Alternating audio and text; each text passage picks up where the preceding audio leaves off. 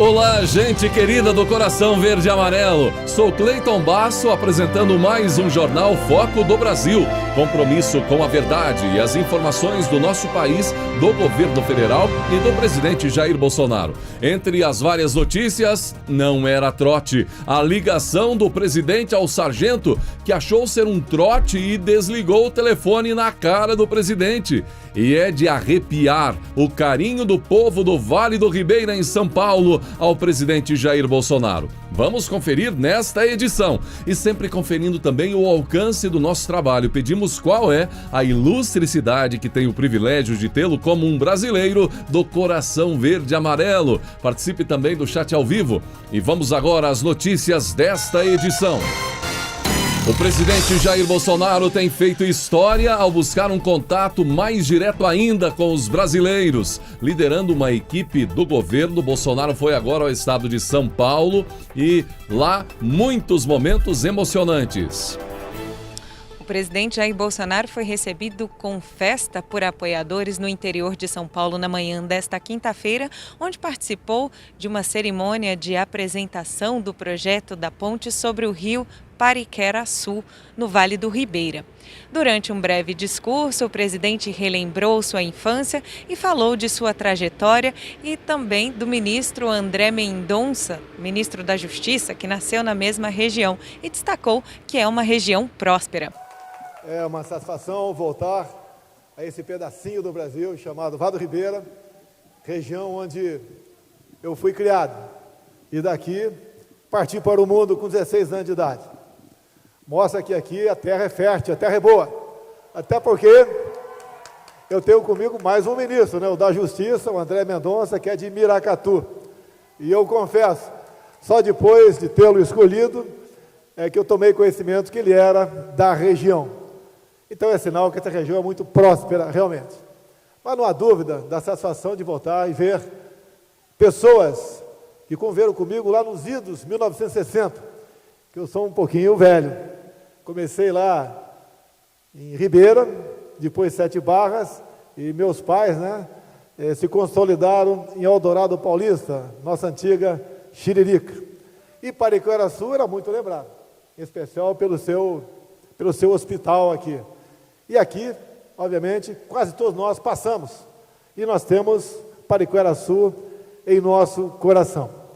Antes de ir até Pariquera-Açu, o presidente passou em Tapiraí, onde foi cumprimentar um policial militar que recentemente desligou o telefone na cara do presidente da República, achando que era um trote.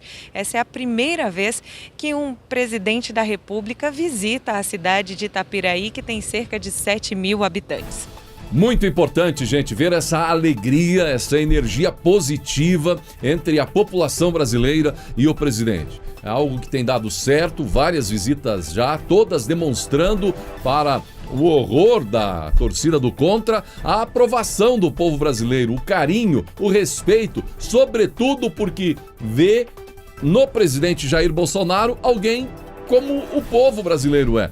É um brasileiro realmente do coração verde e amarelo. E isso tem feito a diferença nesse relacionamento entre a grande massa, o grande brasileiro mesmo, que sente na pele a realidade dos fatos, o dia a dia do nosso país, e vê no presidente Jair Bolsonaro alguém que conhece essa realidade e que está disposto a trabalhar por esse povo, trabalhar para um Brasil cada vez melhor.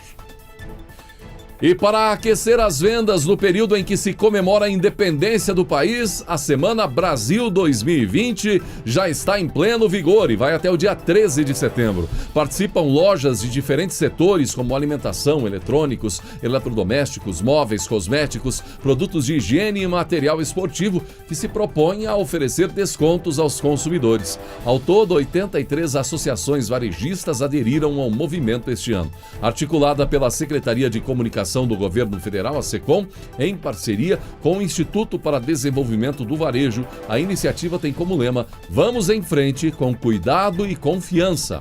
O aumento em transações online durante o evento no ano passado foi de 41%, enquanto as vendas no varejo presencial cresceram 11,3%. E o governo Bolsonaro segue com as reformas prometidas no estado. Depois do envio da reforma tributária, agora é oficial. O governo federal encaminhou ao Congresso Nacional a proposta de emenda constitucional PEC da reforma administrativa. O governo federal encaminhou ao Congresso nesta quinta-feira a proposta de reforma administrativa que prevê uma série de mudanças nas regras do funcionalismo, como, por exemplo, a proibição de promoção exclusivamente por tempo de serviço, a aposentadoria compulsória como punição e férias por mais de 30 dias durante um ano.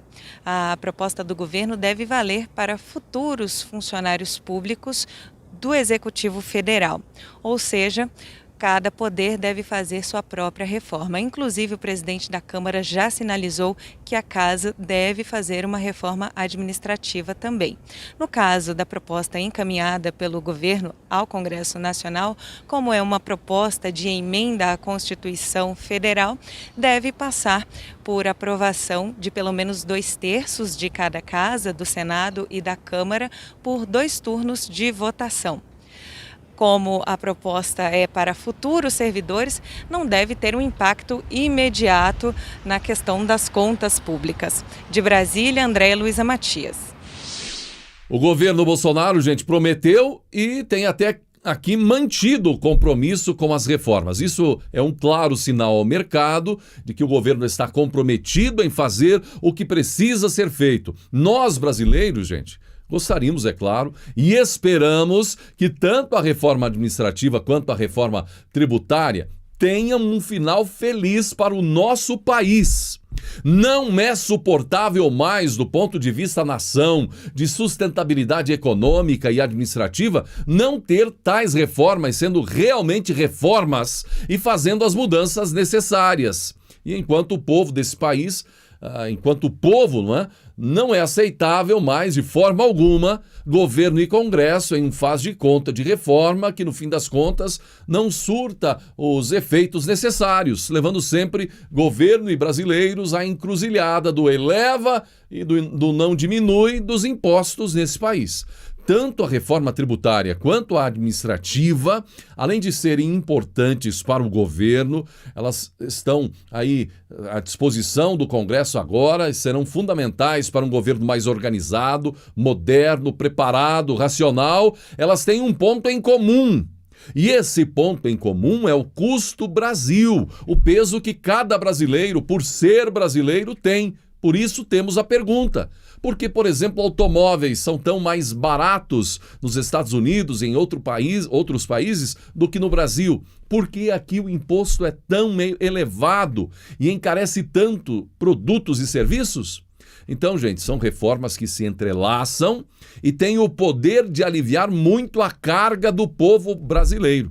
Esperamos que no Congresso as reformas tenham evoluções, pensando sempre no país e no interesse de todos, e não em minorias que há muito já são privilegiadas de muitas formas neste país, ao custo do suor de cada brasileiro.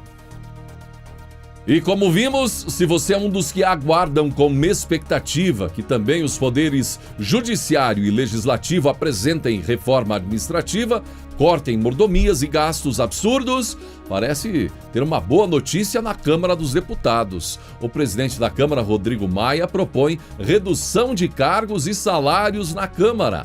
A proposta, que ainda será analisada pelos parlamentares, vai enxugar os quadros de servidores permanentes e aumentar os níveis para a progressão de carreira. A medida prevê que a extinção de 1.000 cargos efetivos aconteça, sendo 633 imediatamente por estarem vagos e os outros 367 à medida em que os servidores se aposentarem. A progressão na carreira legislativa será ampliada de 10 para 25 anos, de forma que os futuros concursados ingressarão com salário inicial reduzido em comparação aos valores atuais. Segundo Maia, a reestruturação administrativa da Câmara priorizará aos servidores que ingressarem nos quadros permanentes da Casa que eles tenham habilidades múltiplas, ou seja, tenham competência para atuar em diversos setores. A perspectiva do parlamentar é que o texto seja aprovado até outubro, antes das eleições municipais. E falando em reforma por ali, a senadora Rose de Freitas, Podemos, anunciou a apresentação de uma proposta de emenda à Constituição para permitir a reeleição de Davi Alcolumbre na presidência da Casa. O texto também dá aval para a recondução do presidente da Câmara, Rodrigo Maia. O anúncio da PEC foi feito pela parlamentar, que é aliada de Alcolumbre, durante sessão remota do Senado. Rose de Freitas chegou a pedir desculpas a Alcolumbre por não ter votado nele na eleição para a presidência da Casa em 2019. Então, gente, agora vai. O que já era comentado, esperado por muitos. E você, o que acha a respeito da reeleição do presidente do Senado e também do presidente da Câmara dos Deputados? E atenção, informação muito importante sobre o auxílio emergencial. A medida provisória que estabelece o pagamento de 4 novas parcelas do auxílio emergencial já foi publicada no Diário Oficial da União. Desta vez, além de fixar o valor em R$300, o governo editou novas regras. Preste atenção. O calendário dos pagamentos ainda não foi divulgado pelo governo, mas os valores serão todos pagos até 31 de dezembro. Pelo texto, quem já é beneficiário não vai precisar solicitar as novas parcelas. Elas serão pagas desde que a pessoa esteja enquadrada nos novos critérios. Mas que critérios são esses?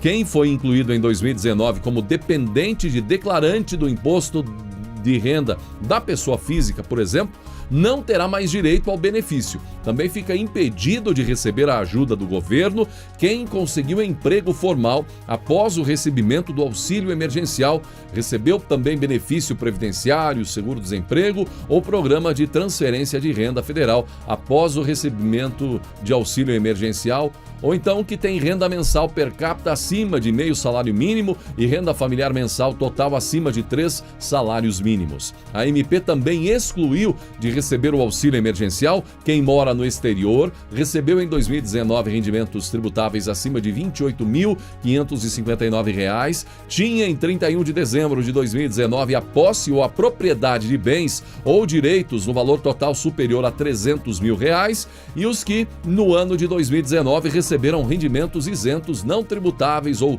tributados exclusivamente da fonte, cuja soma seja superior a R$ 40 mil. Segundo as novas regras, também não está habilitado a receber o pagamento das 4 novas parcelas do auxílio quem tenha sido incluído em 2019 como dependente de declarante do imposto de renda na condição de cônjuge, companheiro com o qual o contribuinte tenha filho ou com o qual conviva há mais de 5 anos, ou filho ou enteado com menor de 21 anos ou com menos de 24 anos que esteja matriculado em estabelecimento de ensino superior ou de ensino técnico de nível médio. Também não tem direito quem estiver preso em regime fechado e quem tiver menos de 18 anos, exceto em caso de mães adolescentes e pessoas com indicativo de óbito nas bases de dados do governo federal. Mães, chefes de família vão continuar recebendo o benefício em dobro. No caso, as 4 últimas de 2020 serão no valor de R$ 600.